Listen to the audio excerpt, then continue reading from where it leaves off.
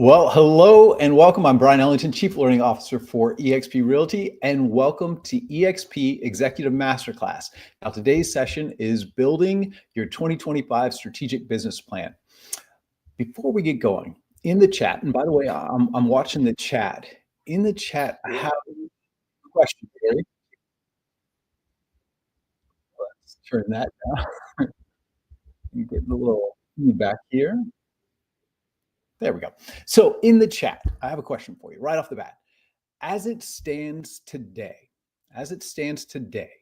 your business, how much is your business designed to produce? As it stands today, how much is your business designed to produce? It's a weird question, right? It's a weird question. How much is your business designed to produce? So as you guys are thinking about that, first, a little bit about me. Brian Ellington, father of four, husband of one. I live in Austin, Texas, the beautiful ATX. I've been in business for about 20 plus years. Mom was a realtor for 30 years. I'm a realtor. I spent 15 years at the Red Kool-Aid Company as their Chief Products Officer, Chief Learning Officer, and COO for their international franchising. I spent 6 years at Realty, now called Anywhere, and a couple of years as COO and Chief Development Officer of Century 21. In my career, with all the training and coaching roles that I've had the pleasure of building and leading many teams for different organizations and training and coaching somewhere between about 500,000 to 1 million agents. I'm not really sure at this point, but from all of those experiences, I can tell you two things relevant to today. The first is you are a business owner, period. You are a business owner. And the other thing that I can tell you is that business owners that succeed and that continue to have success do so by working a plan.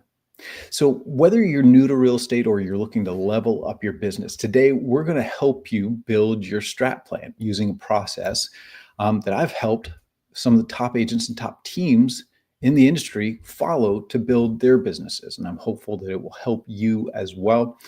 Before we answer that weird question that I just asked, I'm not a lawyer, but I play one on TV. But the folks who wrote this are lawyers here with our amazing team at eXp. Here's how I personally view this. Neither of us look good in orange jumpsuits. So do all the right things by your clients, by yourself, by eXp and our agents, and follow all the applicable laws, local, state, and federal. And also, there are no guarantees in life, nor here. So our results will be reflective of our effort, skill, persistence, and innovation. So enough about that. Now, let's talk about that weird question I just asked. Here's probably why you're here. And thanks, Stacy, for asking. I'll get your question answered hopefully in just a second. Probably why you're here today is you're here and you want to get here, right? You're here, you want to get here, whatever that is for you. If you're a $5 million producer, maybe you want to get to 10 million in production. If you're 10 million, maybe you want to get to 20, whatever that is. But here's a weird way of thinking about things. If you're here, everything in your business, your lead generation systems, your lead conversion systems, your customer service systems, all of that is all designed to do exactly this. And I'm betting that you're here because you want to change that. You want to go from here to here. Otherwise, you could just do what you did last year with some minor tweaks and probably have similar results, right? So today, we're going to figure out how we go about going from here to here. And really, when you think about how your business is designed, that means really three things: add, edit, delete. Add. Meaning, if you're a $5 million producer, there's going to be things that you have to add to your business that a $10 million producer does, if that's your goal. Edit, you're doing things at this level that will need to be tweaked, that will need to be scaled if we're going to get to this level. And delete, there are things that we do at this level that are going to hold us back from getting to this level. Now, that could mean delegation, that could mean a number of other things that we're doing that are not healthy business practices, whatever the case might be. Today, we're going to give you a pragmatic way of looking at your business so that you come up with a pragmatic business plan that gets you into action and gets you on the path to going and making those changes to your business. Now, here's the truth. Today's session can either be informational or transformational, right? The difference is going to be our follow through, taking the time to think through the changes that we need to make. How do I know that those changes are going to be the right changes? Am I modeling that on successful agents and what they're doing? My hope is that you'll choose transformational so that our time together here then translates into what you want it to accomplish in 2025. All right, so a little bit about what we're going to cover on our agenda. First, we're going to figure out with some certainty of exactness why we want to sell however many homes we want to sell next year in our business. What's the motivation there? Then we're going to understand what that will mean in terms of activities, translating our goals into actual activities and habits. Then we're going to figure out our add, edit, delete as we build our business plan. Then we're going to talk about probably one of the most important things that each of us have, aside from our loved ones. It's time. Time with our loved ones, time on our business, the time we have to live our lives. How are we going to be most efficient and effective with that? And finally, we're going to talk about how to get this plan of ours into action once we've built it. So follow along with me. If you have questions, I am watching the chat, and I would love to stop along the way, clarify whatever I can clarify, or we can also do that at the end as well. So here we go. First, why are you selling real estate? Why are you selling real estate? You might be going, the money, Bri, the money, the commission checks. But I'd say, no, that's not the reason. See, oddly enough, we don't want the commission checks. We want the things that the commission check allows us to have, right? So whatever that is for you, why are you selling real estate? What is it that you want to have? What is it that you want to do in your life that's fueling that need to go sell homes, to go help people buy homes? Now, when we talk about building a business plan, this is a weird way of thinking about it, but success is not about your plan going perfectly. Success is not about your plan going perfectly. If you have a plan that falls short of what you ultimately wanted because we didn't take into account what we needed to get out of our business, if we didn't take that account in building our plan, then accomplishing our plan, even if we accomplish our plan perfectly, that doesn't actually mean success. In fact, it probably mean a little bit of failure if we're not getting to where we need to get in life. So how do we make sure that our plan aligns? Well, I like to start first from a life point of view. And then that's going to inform our financial point of view. So it seems like every agent who goes through real estate school getting their license, I don't know if they hand something out or if there's something in the water, but for whatever reason, we all walk out of real estate school saying, I need to make $100,000 this year. I want to make $100,000 my first year in real estate. Why is that the goal? That's so broad. If it were 99,700, okay, that seems like you put some thought into it. If it were 101,032 cents, okay, it seems like you put some thought into it. But 100,000 just seems like a very generic target that doesn't take into account your personal needs. So you see this graph here on the screen. Here's the way I kind of think about it. What are all the things that you want to have happen this year in your life? Do you want to take a trip with your loved ones? Right? My kids and I, we like to go skiing every year in Santa Fe and Taos. Okay, great. Do your kiddos need to go to college? I'm not there yet, but I will be soon. Do you want to move to a different neighborhood?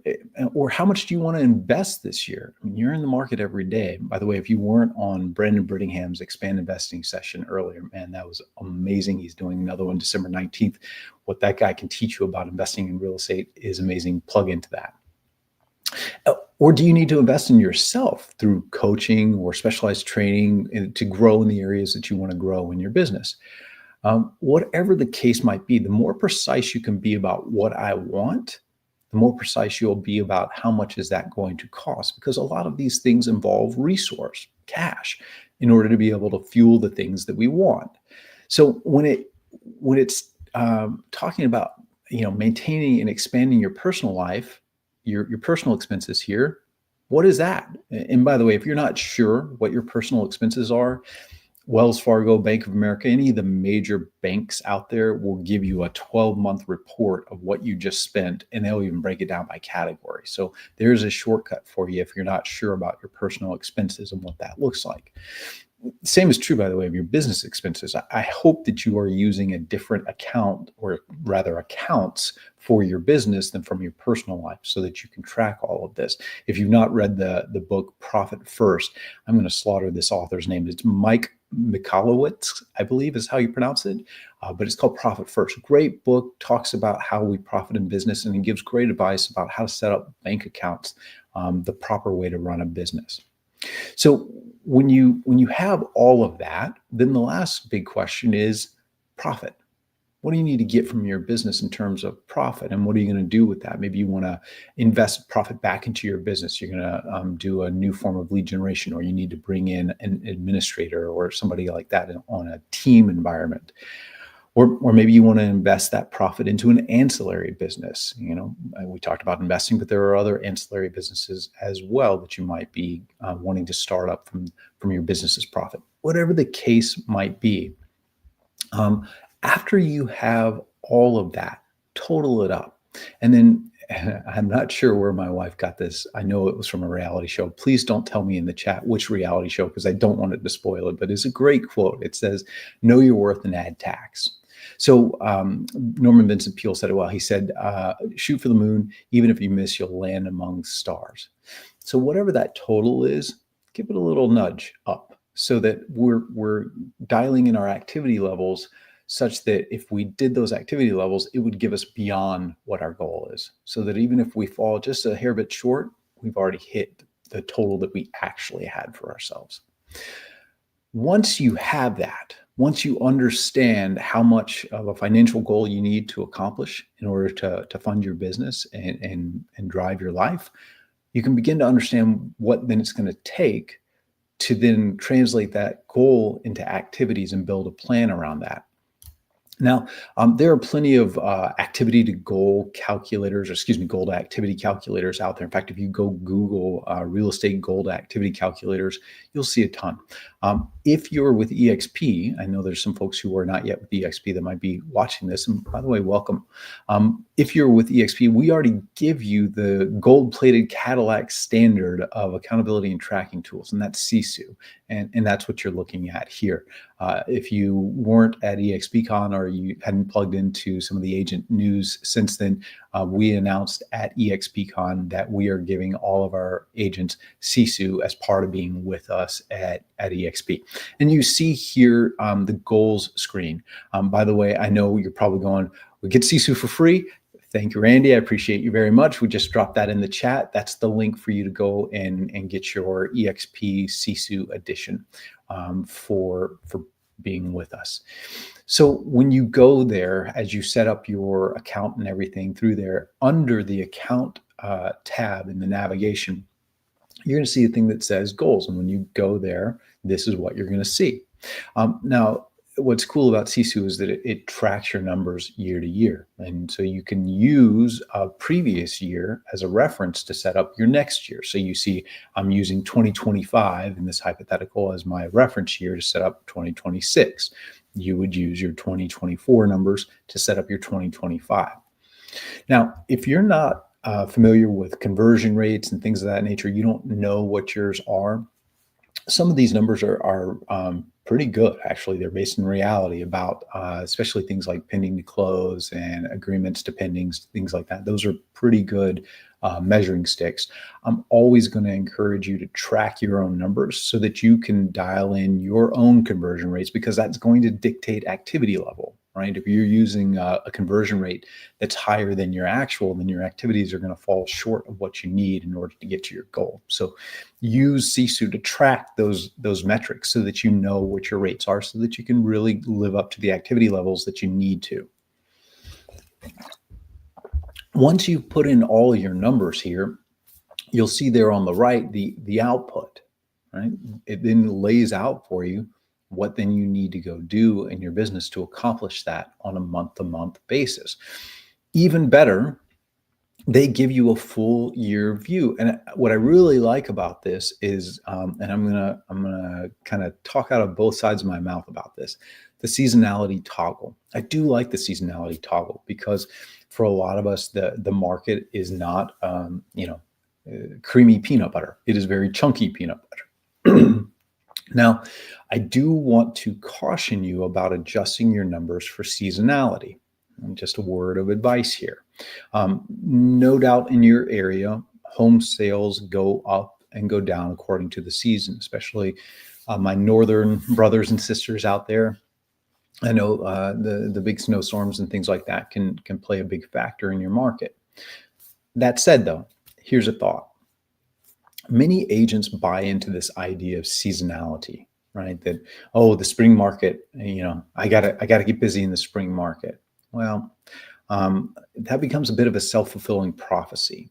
What I mean is, right now there are far too many agents basting the Christmas ham or removing the wax from their menorah from last year, getting ready for the holidays because nobody does business at this time of year, right? Well, here's the interesting thing. You might be looking at your phone, your calendar, your watch, and it says November 21st, but that's actually wrong. In real estate, it's not. It's March 1st, 2025.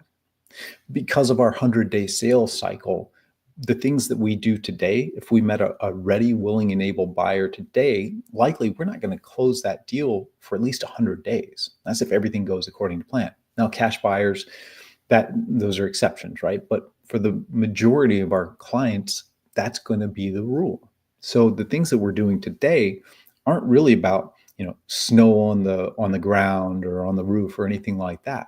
The efforts that we're putting in today are about tomorrow's business.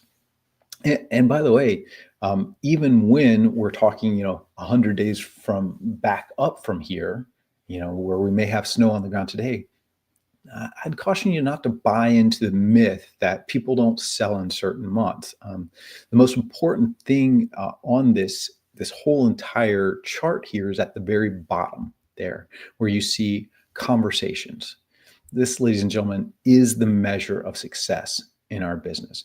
We're going to talk in a little bit about lag measures and lead measures. Lag measures are the results, sales, units, however you like to call it, transactions. Lead measures, though, are those things that drive lag measures, conversations, appointments, at bats, right? Those are the lead measures.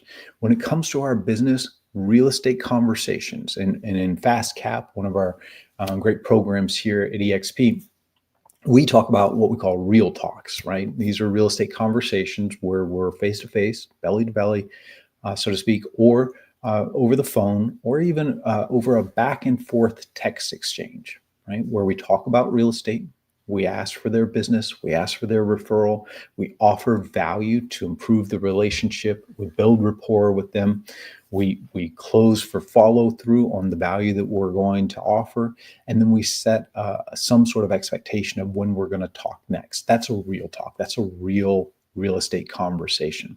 Those are the biggest drivers in our business. Those are the lead measures in our business. However you like to have those conversations, by the way. You'll notice I didn't say FSBO calls, expired calls, or anything like that. Real estate conversations, however you want to have those. Do make sure you follow the DNC TCPA guidelines if those are going to be by phone, by the way. Just protecting you there. You can use our Dial Safe product that we provide for all eXp agents to check whatever number you're about to dial to make sure it's not on the DNC TCPA. It's not paranoia if they're really out to get you, and they are really out to get you. So make sure you're safe there. But here's what NAR says. They say for every 100 people you know who are at that financial and age status to be able to afford to either buy or sell homes, for every 100 people you know, likely 8 are going to do a piece of business this year in real estate, either buy or sell, 8 of them. The big question is, how many of those 8 are you going to capture? And it's not going to be 100%. It might be 1. If you're lucky, it might be 1 out of the 8 out of the 100 that you're going to capture, which means that we need more people to speak with and provide value to. And this is success in real estate. Right? I was listening to John Cheplack earlier, and he said the math is the path. And I think that's right here. We got to figure out how many people we need in that database of ours to be talking with in order to run those conversion numbers and get the output that we need in our business. And then we just have to figure out how to scale our efforts to get to that number. So when we talk about seasonality, again, here's what I'm going to ask you. Are you average? Are you average? Because average agents follow the market. Top agents make the market through their activities, no matter what the month. Their sales may fluctuate, but not at the level of the market. And the big difference is their activity level. And this whole idea of, there's certain times of the year where nobody's buying or selling. Look at the graph. This is the fine folks at Sherwood.news. Thanks, Sherwood.news, for providing this. They've shown here the average daily number of homes, existing U.S. home sales by day throughout the months. Now look at January. You might go, well, hey, Bri, January is half of June. Okay, sure. I'm going to grant you that. Sales are lower. But here's the thing. The top agents are loving the fact that you're doubting yourself. They want you to keep doing that, because while everybody else, average agents, take those months off because they talk themselves out of it, top agents get to work and they clean up. A lot of agents around about September, they wrap up their business just like they're wrapping up an outside spigot on their home, right? Well, it's time for winter set in. Guess we got to call that a wraps. The top agents, they stay active. And as a result, they clean up in their business. Here, and what's interesting about that is, even though there are fewer deals in those months, there's far fewer agents going after those deals. And so there's plenty of deals for successful agents. My question to you, and this is only a question that you can answer, which are you? Are you going to be a successful agent, or are you going to be an average agent? It's your choice. Here's my advice. If you're going to adjust for seasonality, great. Adjust your activities, not your expectations for your business. Because it may take you more phone calls in January to find the ready, willing, and able buyers and sellers than it does in June, for example. Okay, well, then that's just what it takes. That's just then what we need to do in those months to make sure that our business has stability and continues to grow, which is what we all want.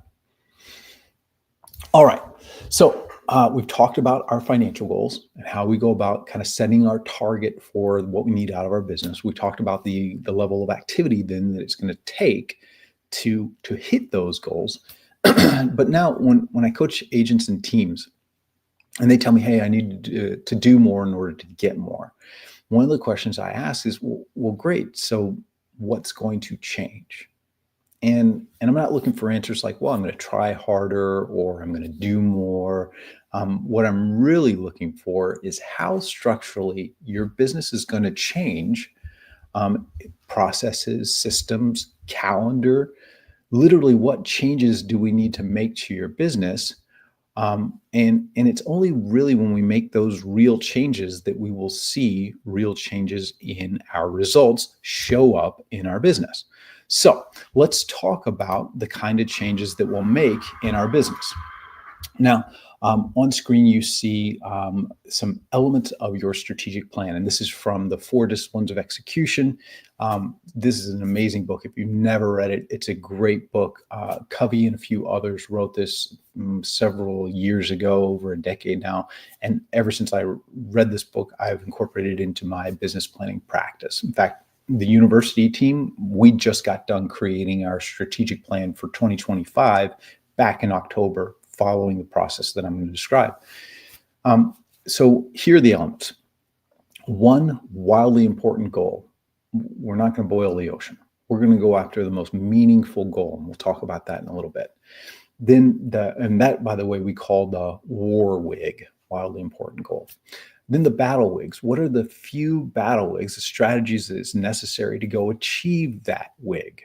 Right? How do we break that into smaller bite-sized pieces?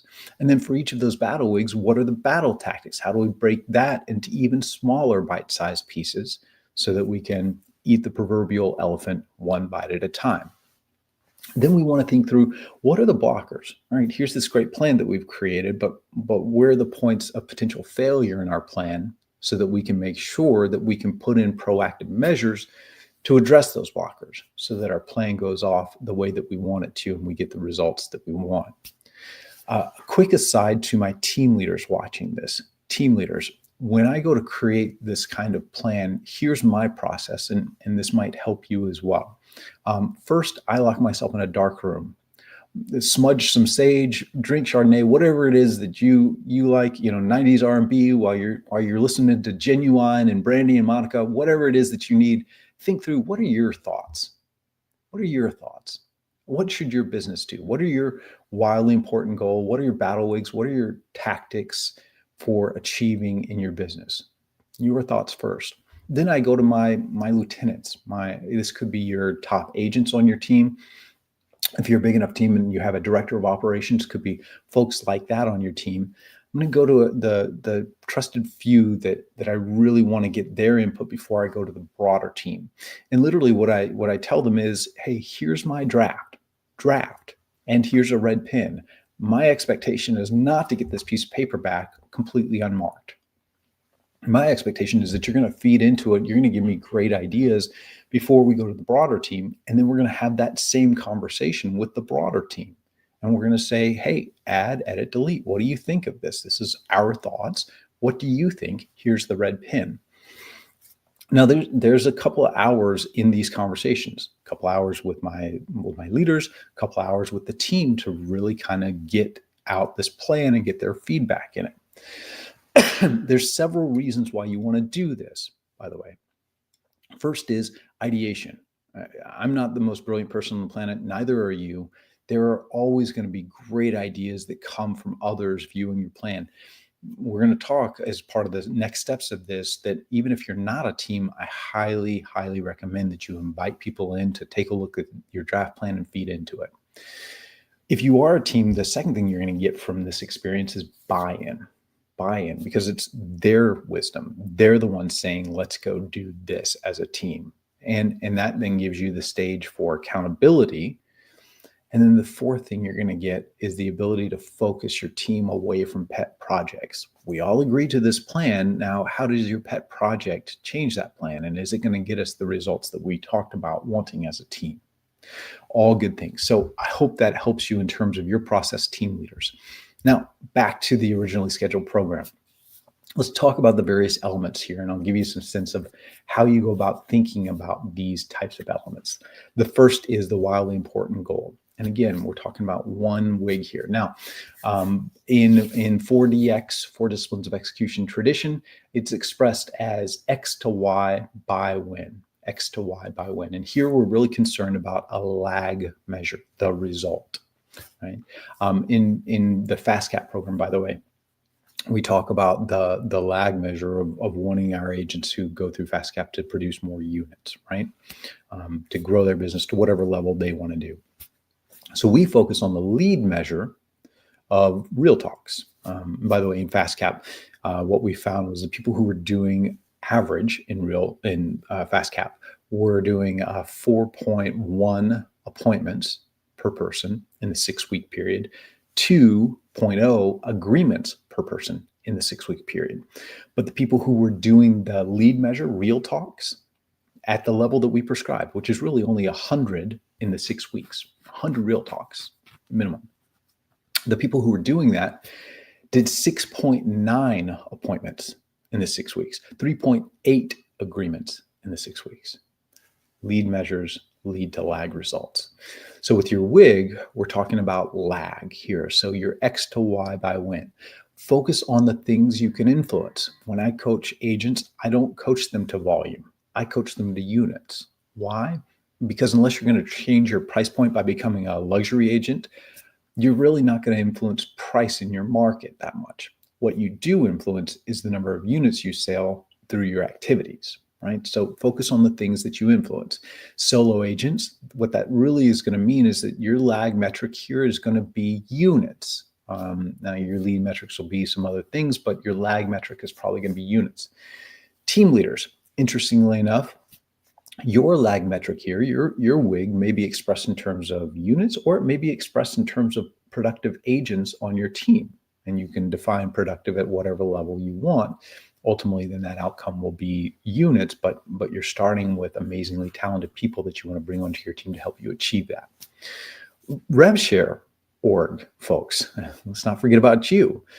Your lag metric here, your X to Y by a win, might be talented agents who are not yet with eXp that you want to bring on board. That's great too. So whatever it is, set your goal X to Y by win. So, from whatever units I did last year to whatever units I'm trying to do this year by December 31st, 2025. Right? That's referred to as your war WIG. Now, we haven't talked about lead metrics yet because that's really the battle WIG area. So battle WIGs can be both lead and lag metrics, but that's less important than what they really need to represent, which is the 3 or so things. We don't want to go too far beyond 3, right? Again, we're not trying to boil the ocean here. We're just trying to make a few changes to our business to bring about the results. And so with these battle WIG strategies, what are those 3 things that must be accomplished in order to hit that war WIG? Now, these strategies have to level up, and the strategies are going to have their own lead or lag measures. And so here's some questions for you to consider as you're thinking through what would be my battle WIGs. First of all, as you start thinking, maybe this is a battle WIG, keep asking yourself, well, is this a battle WIG or a battle tactic underneath a battle WIG? And how will we know when that battle WIG has been accomplished, right? And then what is the lead metric that we want to track here? Now, here's what's interesting. Untracked currently doesn't mean untrackable, right? So in the book, 4 Disciplines of Execution, they talk about this shoe salesperson in this department store who was just crushing it against all of the other shoe salespeople in that department.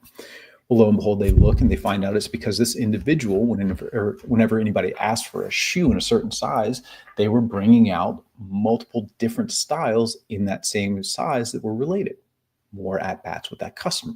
And as a result, they were selling multiple shoes per customer. Well, they wanted all of their salespeople to start doing this, and they wanted to track whether or not they were, but they didn't have a system to be able to track that. So what did they do? They put a clipboard at the register and asked each salesperson as they rung somebody up to say, how many shoes did you show them? Untracked doesn't mean untrackable. Now for us, really some of the lead metrics here are going to be our conversations, our appointments, and maybe even some of the other lead generation activities that we do. You may not track those today. You now have CSU as an entire organization to be able to track your metrics. And I'd highly recommend that you do. You might go, well, isn't that another step? Do I really want to do that extra effort? And my advice to you would be yes, for 2 reasons. Number one, we talked about inserting your conversion metrics. Well, you won't know those unless you're tracking it. And Sisu makes that dead easy for you. And it not only makes it easy for you to track your conversion rates, but then it does all the formulation for you of giving you the conversions and allowing you to set better business plans, better activity levels, and things of that nature. The other thing it does, and we talk about this in FastCap because we use Sisu in FastCap, there's this weird dopamine hit that you get where you know, hey, today I'm supposed to do so many different activities. For us in real estate, it's really hard to be settled sometimes and feel like the day is done if we didn't have a closing that day or don't have one tomorrow. How you put your head on the pillow and rest and relax at night and enjoy your family, enjoy your loved ones, is just knowing that I did the activities necessary so that 100 days from now, the results are going to show up. And that's what Sisu gives you in addition to all the other benefits. So I'd highly encourage you to use that. Now, Randy's going to drop into the chat a link to a document. This document, I'll talk a little bit more. This has some thought starters for you for solo agents and for teams. By the way, 2 different thought starter documents in one for you here about what battle wigs might look like for you as a solo agent and what battle wigs might look like for you as a team member. I'm not saying that is definitively them, just saying through experience, those are some pretty good thought starters to at least get you going on your journey about what battle wigs might look like for you. So once we talk about the battle wigs, then the question is, okay, so what are those tactics that we need to take in order to achieve that battle wig? Under each battle wig, we're going to have, again, roughly 5 battle tactics. You can have a little more, but we don't want to have too many more so that we lose focus. So these are the bites of the elephant. And you see some of the things here about this. They've got to level up to the battle wig. No pet projects, right? These tactics need to accomplish that battle wig. That battle wig needs to accomplish the war wig. I don't know, Linda, if Lofty has the ability to track like Sisu. I don't know if anything has the ability to track like Sisu. It really is the Cadillac standard. The tactics have to level up. The team, here's a few thoughts for you. Tactics should have a driver driving that tactic. Tactics should have a driver driving that tactic. It's okay for one team member to have a few different tactics on your overall plan. Teams, what you would not want is one sole team member being responsible for all of it, right? So divvy up the love and the labor. And the way in which I always approach drivers is their role may not be necessarily one of a leadership, but if a driver comes to anybody else on the team, the standing understanding is that stop what you're doing and help that driver on that tactic, right? The day-to-day routines that we all get into, those take a back seat to accomplishing the things we need to accomplish in order to achieve our battle plan here. Also, too, teams, as you go to roll out new major tactics in your business, I would ask your team members, your drivers, to have a distinct strategic plan for just that tactic. So, for example, if you're going to go take advantage of YouTube, right? You're going to go create a new YouTube channel and really drive lead generation on your team through that. Well, okay, so what's the wig for your YouTube goings-on? What are the battle wigs that you need to go accomplish in order to be successful on YouTube? And what are the tactics that you're going to take, right?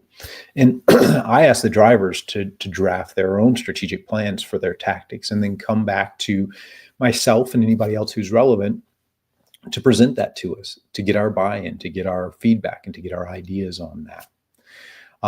So the other thing that you're going to have to understand as you look at the questions here is that tactic really going to drive the battle wig, or is that a pet project?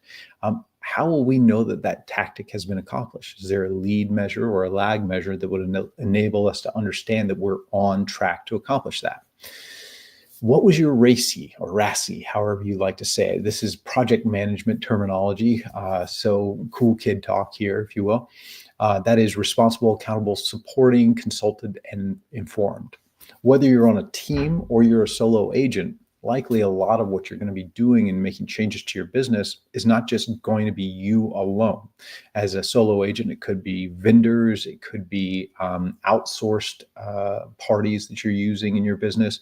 You may even have a coach that's part of your business practice. And I hope you do, by the way. Mentor, sponsor, whoever else. There's going to be others that you want to help you with your plan. So make sure that they're informed. And if they have a role in your plan, certainly make sure they understand what that role is, when that role needs to be accomplished, and how it fits into the bigger picture. The other one is the timing of everything. Both battle wigs and tactics may need to be accomplished earlier in the year in order to set ourselves up for success. The example I always use on this is your sphere of influence. If you're, in addition to your prospecting and marketing efforts, also looking at your sphere, your database, to generate a certain piece of your business, right? A certain amount of your transactions for the year. The question is, do you have enough contacts set up on regular drips over time to be able to do that? Right? Just because we add them into a database doesn't mean they convert tomorrow. We need to have great lead cultivation mechanisms that are dripping on them over time so that when they're ready, they'll pick us. And if you don't have enough contacts in your database to accomplish your goal out of your database for the year, then either you're going to need to front end load your database early on in the year with enough contacts to get there, or you might have to adjust your plan on how much business you expect out of your sphere and really focus on more immediate business prospecting, FSBOs, expireds, open houses, that kind of a thing, in order to offset what you can't make out of your sphere because of the conversion rate of numbers. Finally, blockers and proactive measures. So in thinking through things, you might have 4 blockers, but again, we're not trying to boil the ocean. We don't want to sit back and kind of get it neurotic and try to think about everything that could possibly go wrong in our business. When we think about the battle wigs, the tactics, and ultimately the war wig, what are those 3 things that could go wrong, right? There's going to be a lot of things that could possibly go wrong, but what are the things that are likely? Tony Robbins said, you know what your problem is? Your problem is you think you shouldn't have problems, right? We all will have problems. The thing of it is we want good problems, right? I want the 10x income Brian problems, not the current income Brian problems. So when we think about those things that can go wrong, the challenges, the problems, the road bumps, the blockers, then the question is, okay, so knowing that that's the case, knowing that that could go awry, what are we going to do about it? How are we going to solve that? And how quickly can we put that solution in place to make sure that problem gets addressed before it ever becomes an issue? All right, so I mentioned that document that we just dropped for you in the chat. Here's a look at it. It's 4 pages. It'll give you a sample thought starters for solo agents, sample thought starters for teams, and then there's 2 pages that are really a worksheet to help you kind of think through building out your plan. So here we go. We've talked about your financial goals and how to think about your motivations, what you're trying to get out of it. We've talked about putting that into activities, right? And then we've talked about figuring out how do we direct those activities? What are we going to do differently in our business? What are we going to change about our business to really go through and accomplish what we want to accomplish? The next big thing is time. So here's a question for you. Have you ever thought about what this number on screen represents? 168 hours. What is that? Well, if you're quick with math, or if you've read the book 168 Hours by Laura Vanderkam, you know that this is how many hours we have in a given week. The biggest difference between success and failure, and the biggest difference between happiness and regret, is purely this: how you spend your 168 hours. What do you want to accomplish in that 168 hours? And not just in your business, because this doesn't just represent the amount of time you have to accomplish your business goals. This represents the amount of time you have to accomplish your life goals, which is even more important.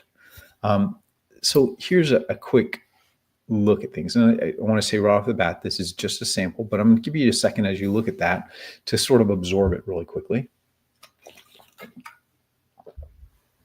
So you see on the left there, personal time, on the right, business time. Here's an interesting thought. What do you want your life to look like? If I took you to a store that you were familiar with, or a restaurant that you're familiar with, and I gave you $100, and I asked you, how are you going to spend that $100? I bet you'd probably know pretty quickly exactly what you were going to go buy, exactly what you were going to go eat at that restaurant, right? Well, you've been living your life for decades. This is a store that we've each lived in for decades, right? So if time is our currency, and it is, how are we going to spend that? We have a finite amount of it. So how do we be most effective? Think about some of the most successful people you know. They don't get any more time. They don't get any more time. At best, what they get is enough income to help rent time from other people. People that they bring into their business, employees. So literally in a given week, where do you want to spend your time? Now, the number here are idealized, and your time spent servicing buyers and sellers may be different.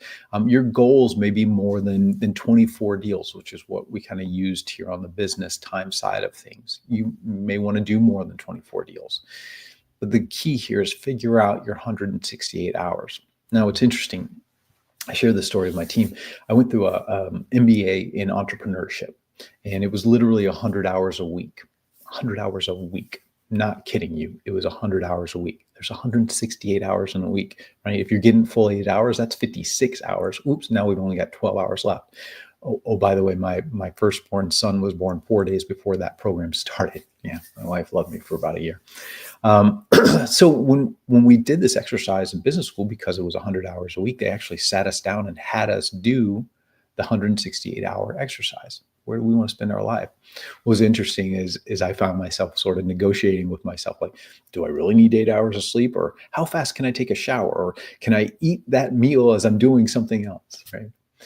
Ultimately, though, we get 168 hours. So the question is, what can we learn from doing this kind of exercise? Well, here's what I learned from doing it. The first is it'll make you want to get far more efficient with your time. You'll start drawing boundaries of things like when you won't answer that phone because this is family time, or you'll start drawing boundaries about how many properties you're going to show a particular client before you expect them to make an offer. And that's a personal decision. You need to set those boundaries early in a benefit way with your clients to make sure they understand that we don't want to go see 50 homes on the market because that's not going to lead to good outcomes for you. We're also going to make sure that we don't waste time counting paper clips when we should be doing other things. There's a lot of times we spend when we go to sit down at our desk in the morning and kind of rev ourselves up into action, ready, aim, ready, aim. When you really take stock of your time and how you want to be spending it, you'll be much more inclined to fire quickly. The other thing too is it's going to start making you hyper aware of activities that you should not be doing anymore, non-dollar productive activities that can easily be delegated without necessarily hiring other people using third parties and whatnot. And then it will actually guide you at a certain point about when you need to bring leverage. When you want to do a certain number of deals, it's going to go beyond your personal capacity. And it's going to be about how you want to delegate and what you want to delegate. And delegation, it can mean hiring somebody to a full-time position, but it doesn't necessarily need to. Had a good friend of mine that he would do an a la carte menu for things like putting a sign in the yard, putting a lockbox on a door, and he would either use runners that he would pay so much for each of those different activities, or he'd actually use agents who weren't yet productive and needed some extra cash to make ends meet in their life. There's plenty of those out there in the industry. And that's an easy way to be task-based in our approach to delegation. There's virtual assistants where you can, have somebody at a very reasonable cost spend a certain amount of time in your business. There's shared services where you and another agent can go in together on bringing in somebody as a shared resource, like a transaction coordinator. There's even third-party transaction coordinators out there too. And then, of course, there's part-time and full-time people that you can bring into your business, whatever the case might be, wherever you're at and whatever your need is. The point is really to focus on the ROI that you need and the biggest return on your time to get that ROI, and then figure out how to get the rest off of your plate. By the way, a brief aside, when it comes to time and where you spend your money after you've paid your bills and invested your money, here's three things that I'd really recommend that you spend your money on. The first is your bed, because speaking of your time, you're going to spend a third of your life in your bed. Literally, I'm talking about your bed. Tempur-Pedic, 8 Sleep, whatever you need to get the best possible rest you can get, spend it on your bed. It's going to not only impact that third of your life that you spend in it, but the other 2/3 of your life as well if you're not getting great sleep. The next is your work environment. That could be the people around you if you're building a team. It could be your desk chair or your car, whatever it is that you spend the most amount of time in, making sure that that's an environment that's comfortable but also productive based. You've got everything you need to get things done. And then the final thing is your loved ones, because that's who you spend the rest of the third of your life with. And there I'd say, if you ever feel bad about spending money on going places and buying things for them, man, you are buying memories. You're not wasting money. So hope that helps you. All right. So we've talked about a lot here. All right. And we've got all the elements together to build our plan. What's motivating our business goal, the goals to activities, elements of a strategic plan, 168 hours. Now let's talk about the next step, because listen, you can walk out of here and get back to what you were doing and continue to have the same results that you've had in the past. Or you can bring the results to your business that planning and execution on a great plan will bring. I hope that you choose that one. So let's talk about next steps. Here's what I would have you do as an action step for your business after this. First would be go use this, take that worksheet and go draft your strategic plan. Then I'd ask you to go seek feedback from somebody who's trusted in your world, a sponsor, a rev share partner, a mentor, a broker, a coach, whatever the case might be. You've got amazing resources inside of eXp. Use them. Finalize your plan. Then share your plan with anybody that is part of that responsible, accountable, supporting, consulted, or informed matrix. Who's part of the plan, and make sure they understand their role in it. Regular personal reviews and check-ins with that RACI, with the responsible, accountable, supporting, consulted, and informed. Make sure they know progress toward the plan and whatever adjustments we need to make. And then finally, set a quarterly accountability to figure out, does something in the plan need to be tweaked, or was there something not in the plan that we need to add? Figure out on a quarterly basis, how do we need to adjust this plan? It's a living, breathing document. It should not be something that we set before January 1st and then never think about again. All right, one of the next steps that I'd invite you to is a good friend of mine, Renee Rodriguez, agreed to do a special session. Now, this is free to use eXp agents. He's going to be doing designing your best year ever. And it's really kind of taking what we just talked about and blowing it up on steroids. If you've not seen Renee speak, he's a best-selling author of Amplify Your Influence. We actually had him at eXpCon. He did several sessions. I got to attend one and talk about transformative. He can transform how you think about business, how you think about your story and your influence as a salesperson and a business owner. You were in for a treat. Just kind of give you a sense. He had an entire room of like several hundred eXp agents just bawling in the best possible way at eXpCon. I wasn't crying, of course. I was just having bad allergies that day, but he's amazing. So join us December 10th. That session is, again, it's free. It's on us. Please come be part of that. It's great, great content. I can't wait for you guys to see that. Okay. So thanks for being here. And from all of us here at eXp, as you go to build and execute your plan, we want to help. From the training available to you through eXp University, Level Up, FastCap, from your marketing team that's building amazing resources. By the way, Canva is rolling out to all eXp agents at no additional cost. I think that's December 6th. Thanks, marketing team, for setting that up, Wendy and team. Your amazing brokerage team, Holly, Lauren, and the amazing state brokers and your local brokers. Your eXp mentors that we provide you if you're new to the industry and really you're looking to ramp up your business, give you a great mentor. Even your rev share sponsor. We're all here. We're all vested in you. We all want to help. So you are only as alone as you want to be on this journey. Plug into us. Let us help you in any way we possibly can. All right, I'm going to look really quickly. I'm not seeing any questions in the chat. Well, how much revenue or transactions? Yeah, that could be, Stacy, that could be your wig, but I would encourage you to look at units, to think about units, because that will dictate revenue, right? Price is not something you control unless you're moving price points. But units you do control, because you can control appointments, because you can control conversations. So I'd really kind of have that as my wig, and then really dial down to conversations and things of that nature as battle wigs and lead generation strategies. Stacey said 52 weeks worth of work. Yeah, this is what we're talking about, right? And my team, as we build our plan, we then decide, okay, each week as we come together, what are the commitments that we're going to follow through on, so that next week we hold ourselves accountable. These are not commitments like checking email or getting done with a project that has nothing to do with the strategic plan. All the commitments are a weekly bite-sized chunk of the broader goals that each of us need to accomplish in order to accomplish our strategic plan. So if you're working on a team, especially, I would have a commitment meeting. And if you're not sure how to run that, it's a 30-minute meeting, and that book, 4 Disciplines of Execution, will lay that out for you easily.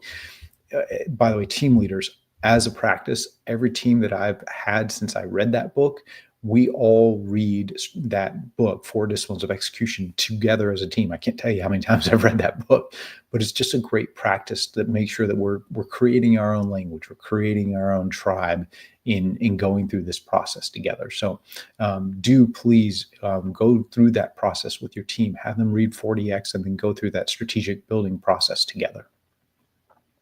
All right, you're welcome. All right. So thank you all very much for being here today. I really hope this has helped. If you have any questions, hit me up on Workplace. Always happy to chat. And until then, I hope you guys have an amazing rest of your year. And more important, I hope that you plan out an amazing 2025 for yourself and your loved ones and your business. Thanks, y'all. Bye bye.